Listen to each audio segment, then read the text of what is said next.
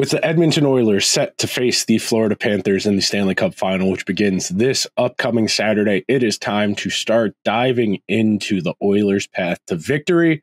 Let's get to work, Oilers fans.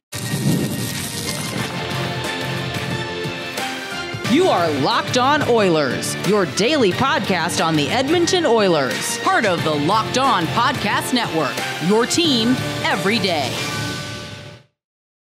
Hello, everyone, and welcome to today's edition of Locked On Oilers. I am your host, Nick Zararis. I've been doing hockey content in the digital space basically since I was a freshman in college, and I'm 27 years old now. A lot of miles, a lot of eye bags, but wouldn't have it any other way. This is the best time of year. But before we get to today's episode is brought to you by our friends at FanDuel. Make every moment more. Right now, new customers get $150 in bonus bets with any winning $5 bet. It's $150 with any winning $5 bet. Visit fanduel.com/lockedon to get started. So today's episode, we're going to start going into the mechanics of this series. We're not going to go matchup by matchup, player by player yet. We still got the rest of the week. Don't worry. I have got plenty of good stuff for looking for matchup advantages, stylistic advantages, X factors, key statistics, all of the details so you can impress your friends this weekend when you sit down to watch game one with them. I got you. Today, very straightforward. We're going to talk about the Oilers' path to victory in this series, what that looks like stylistically, who needs to perform to what level. I've got some good stats on Stuart Skinner. That's where we're going to start. Second segment, we're going to talk about how Florida likes to play, what they try to do to make you uncomfortable. And then the third segment, we're going to talk about the requisite playoff experience and why that matters, and why, even though the Oilers haven't been to this realm, the Stanley Cup Final, in 18 years, they have got quite a bit of playoff experience to prepare them for this moment. So let's get to work. Starting at the outset, the entire conversation for much of the Connor McDavid, Leon Draisaitl era in Edmonton, dating back to Peter Chiarelli, no matter which head coach you want to point out, whether it's Ken Holland, not Ken Holland, Todd McClellan, whoever you want to start out pointing out at, wherever you want to start, the Oilers have been on the goalie carousel for quite a while. You know, Mike Smith, Cam Talbot, Jack Campbell, Stuart Skinner. It goes on and on. When you don't have a Shesterkin, a Vasilevsky, I was going to say Pecorine to show how old I am, but a UC Saros. If you don't have one of those guys, you're more likely than not going to end up in that middle pack carousel. You're going to keep trying to find somebody who might be just a little bit better than the last guy, because ultimately you got to find improvements. And tinkering on the edges of a team like this is really the only way to improve it, because typically speaking, when you have stars of this caliber in McDavid and Draisaitl, you're not going to have the cap space to really overhaul your roster. You're not going to be able to add an elite player unless somebody's willing to take less money, or you're able to acquire a restricted free agent whose wages are artificially depressed by the market. The Oilers have gotten pretty solid regular season goaltending from Stuart Skinner. He's not a Norris candidate. Where is my brain this morning? He is not a Vezina guy. He's not top 5. But can Stuart Skinner be the 10th best goalie in the NHL in the regular season? Yeah. I think that's a reasonable expectation for a young guy who's still kind of in the ascension period of his development cycle. You know, we talk about it where a player's on an upward trajectory. Eventually they reach their mid to late 20s and they plateau. And then eventually, usually 31, 32, they start to decline. Stuart Skinner is still relatively early in this process. That said, this is the biggest stage Stuart Skinner's ever played on in his entire life. I was talking about somebody with this the other day, and I do think it's worth bringing up here briefly. Stuart Skinner and the Oilers pull this off. There's a non-zero chance Stuart Skinner is going to be the goalie for Canada in the Olympics. I know Jordan Binnington had a really nice bounce-back season. I know Aiden Hill has already won a Stanley Cup. But that's the pool right now of candidates to be the starting goalie for Canada at the Olympics next year. It's Stuart Skinner, Jordan Binnington, and Aiden Hill. Skinner pulls this off, he's going to have a solid chance to represent Canada at the Olympics in 2026. So, playoff long, Stuart Skinner, 11-5 record. We're here. They have won the requisite number of games. Obviously, he should have one more win, but Calvin Pickard got that one win that was needed. Kudos Kris Knoblauch, pushing the right button at the right time. 897 save percentage. It's 4% below league average for the regular season. 2.5 goals against average. That's not great, but it's not atrocious. 1.7 goals saved above expected, which is 11th of all the goalies in the playoffs. Not great, but passable.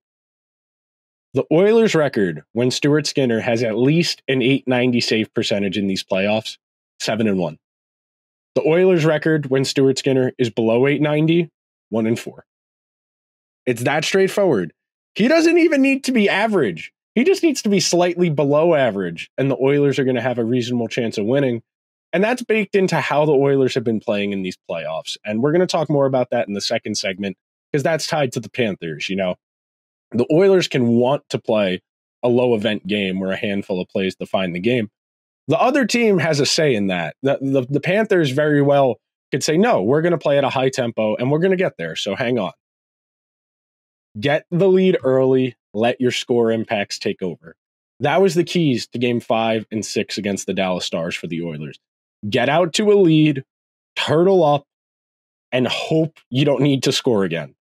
Is it risky? Yes. But for much of that game, much of game 6, and they talked about this a lot on the intermission panels, the Stars were largely kept to the outside. Their best players weren't able to penetrate the Oilers' defense, get in Skinner's face, get around the net mouth. And that's the key. If Stuart Skinner does not need to be the difference, he only has to be a difference, the Oilers are going to have a really good shot in this series. And it feels unfair to put so much burden on just the goaltender. But the Oilers out in front of him and on special teams are good enough that 890 is the threshold here. And 890 doesn't sound that high, and it's not. You know, like I said, league average is somewhere around 900, 890, 10% lower than that. But in a game where if Stuart Skinner only has to make 25, 26 saves, that might just be 2 goals against. 2 goals against might be enough in some games. And that's the key here. This is not a one-size-fits-all remedy, but if he can play slightly below average and the team in front of him and special teams continues to play as well as they have, the Oilers are going to be in really good shape in most of these games. And that's the key. I'm not saying that's the guaranteed path to victory.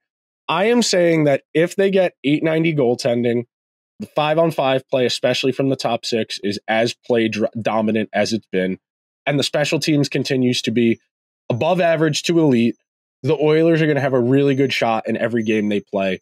And that's all you can ask for this time of year. Of course, you would like to guarantee your team a victory. That's the golden dream. That's the dream, right? We want to watch the game and know our team's going to win already. Unfortunately, it doesn't work like that. If it did, we'd all be a lot happier. But the Oilers are going to have a really good shot in this series because their formula is doable. There are teams who are in the playoffs this year whose formula was a lot more difficult. You look at the Rangers, who only scored 2 goals a game against Florida. That's not going to cut it. Their formula was a lot more special teams dominant than Edmonton's. You look at a team like, say, Carolina, who is dependent on volume shooting and special teams. Their special teams was pretty terrible against the Rangers. That got them eliminated. You look at the Maple Leafs. Their special teams was not good enough against the Bruins. It got them eliminated. You look out west, Nashville's special teams. Nashville's scoring was not enough. Yeah, you got to give the Canucks credit for their defense, but Vancouver's power play came up short against the Edmonton penalty kill. So every team has a path. Edmonton star players are so good. Their path, though difficult, is more replicable in terms of game to game than some of the other teams that have fallen short and not qualified for the Stanley Cup Final. Coming up next, we are going to talk about the Florida Panthers, how they like to play, their style, their ins and outs, if you will. So stick around. Coming up next on Locked On Oilers. It is winner take all time here in the National Hockey League and over in the National Basketball Association. If you're a basketball head, I'm a casual basketball fan. Kyrie against the Celtics, appointment television. I don't have emotional stake. I don't particularly care who wins between Dallas and Boston. It'd be very funny if Dallas won the chip and Kyrie Irving got to celebrate beating the Celtics based on how things went there. But if you want to get in on the action, you have got to go see our friends over at FanDuel, where you can get a big win of your own.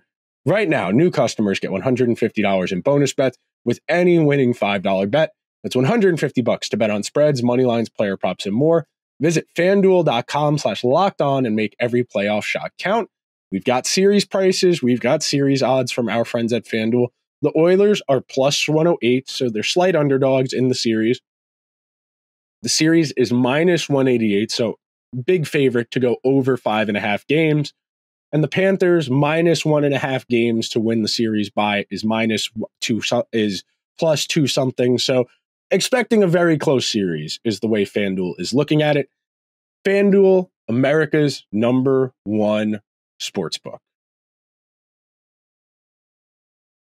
I want to thank everybody for making Locked On Oilers part of your day, whether it's first thing in the morning, on the way to work, on the way to school, at the gym, or at the end of the day on the way back. Thanks for taking the time. I know this time of year, if your team is good, you want to consume all the content you can because you want the validation that your team is actually good. And yes, the Oilers are actually good.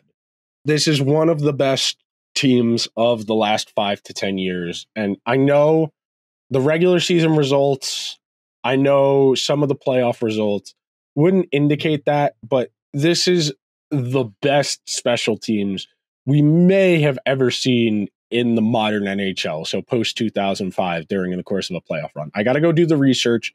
I will do that at some point this week before game 1 on Saturday.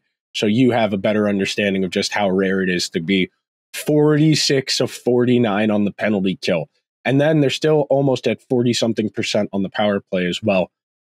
That is unheard of. So if you're not as well versed in Florida Panthers, let's get into it. The Panthers are a high-end volume shooting team. They get the puck on the net a ton. They play fast and they play physically.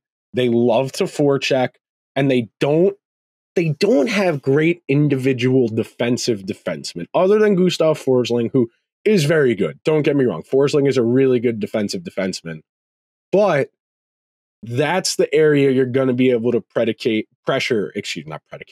pressure Florida is if you make them defend. So at the outset, Florida is a really good hybrid offense. And what I mean by that is they both live on the cycle and off of the rush. They're comfortable doing both.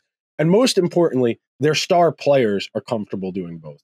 Barkov, Tkachuk, Verhaeghe, Bennett, Reinhart, all of those guys are very comfortable in board battles along the walls, trying to find loose pucks, trying to extend prolonged possession, and then incorporate their defensemen because their defensemen are a little more offensively inclined other than Kulikov. But you get their defensemen involved, they're able to pinch up a little bit more.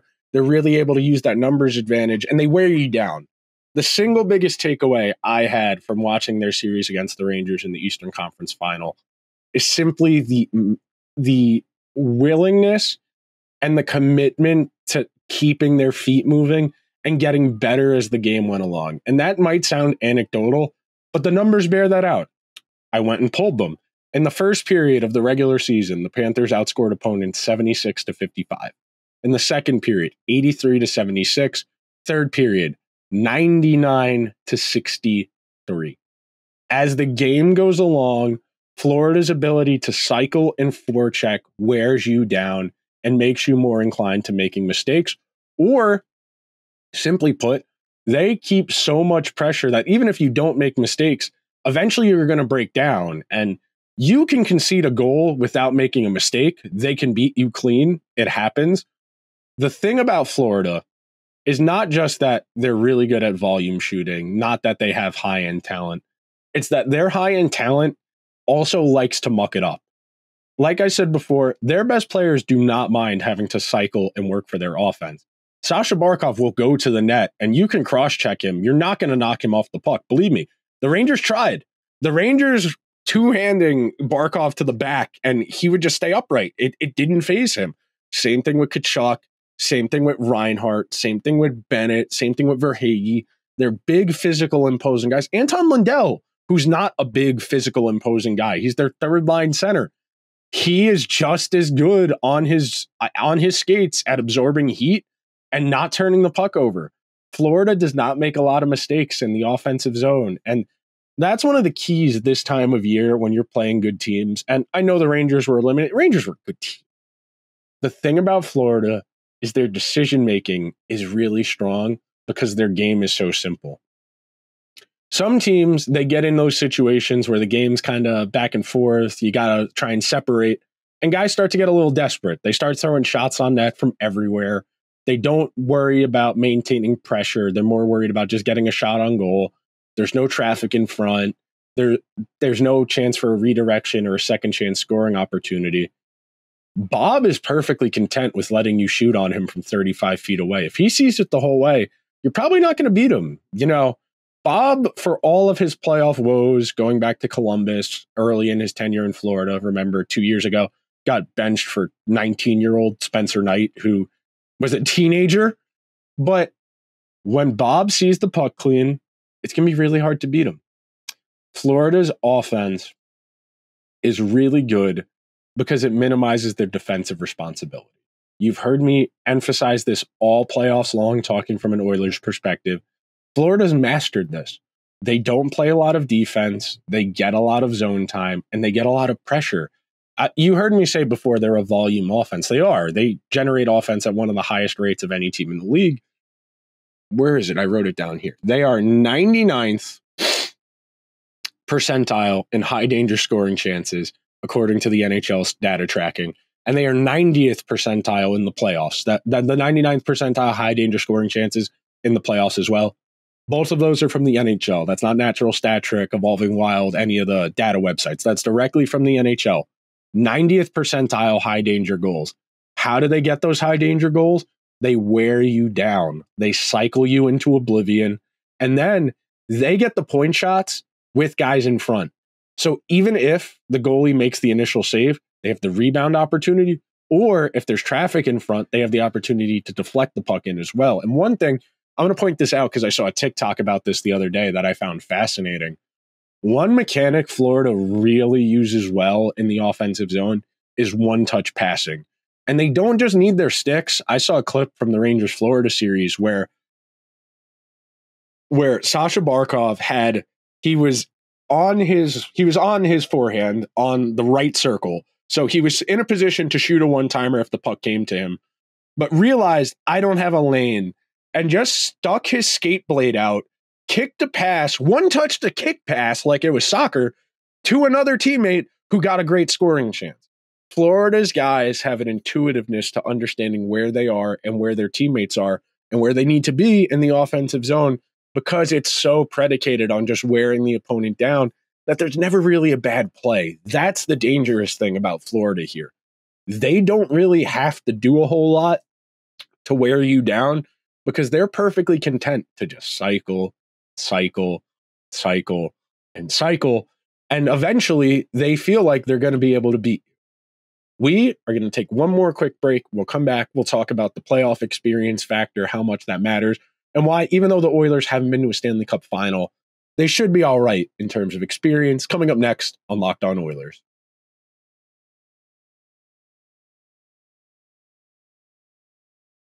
I want to thank everybody who's made it to the third segment of Locked On Oilers. The previews will continue. Do not worry. There are a million ways to approach a series when you have an entire week to build up. I feel like a football coach getting ready to game plan for the upcoming weekend. It's really fun, and this is an area where I feel I'm particularly well situated to kind of put things into a little bit more of a digestible manner than some of the more niche people out there who understand X's and O's well, but can't really put their understanding into words. So don't you worry. We will have plenty of more content about this series in the lead up to get you situated, get you to understand everything you need to know. But there's always been this prevailing notion that, especially in hockey, that if you are going to eventually win a Stanley Cup, you're going to have to build up some scar tissue along the way. You're going to have seriously difficult and frustrating losses, that you are going to run into teams better than you. And eventually that all of those losses are going to eventually build up, and they're going to teach you how to respond to adversity.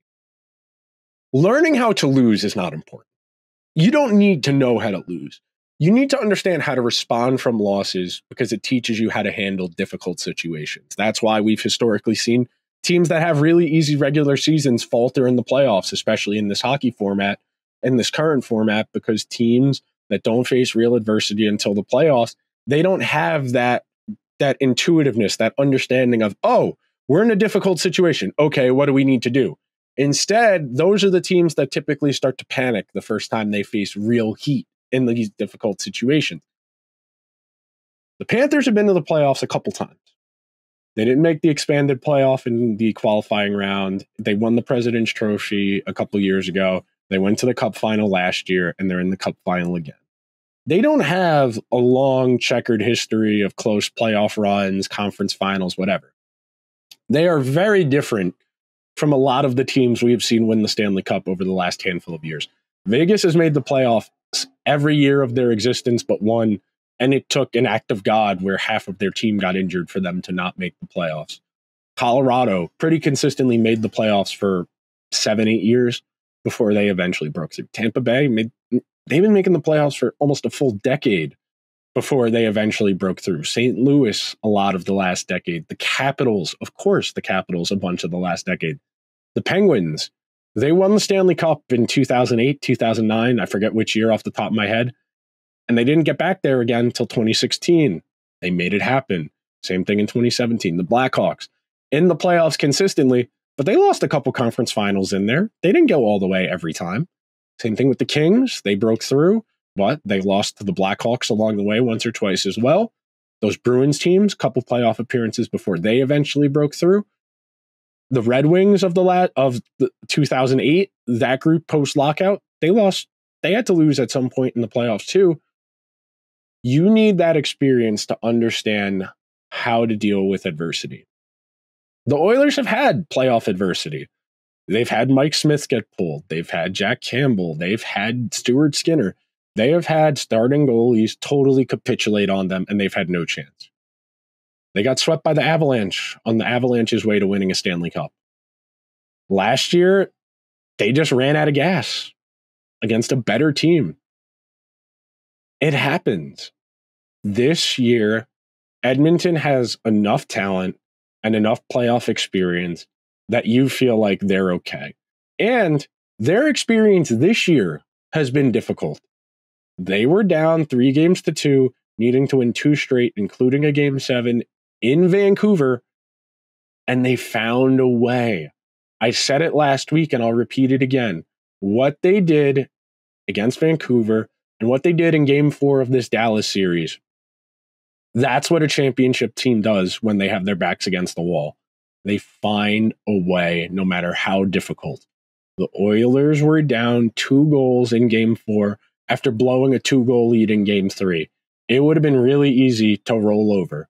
The Oilers responded, found a way. Was it easy? No. But the Oilers are talented enough and they have the experience to draw upon how to handle difficult situations.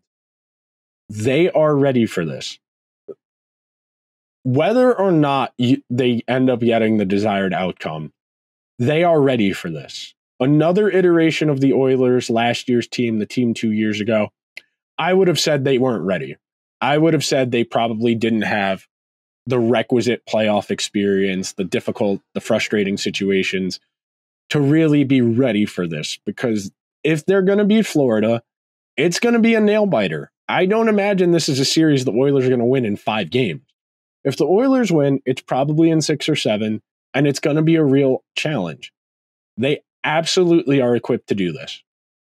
They have the talent.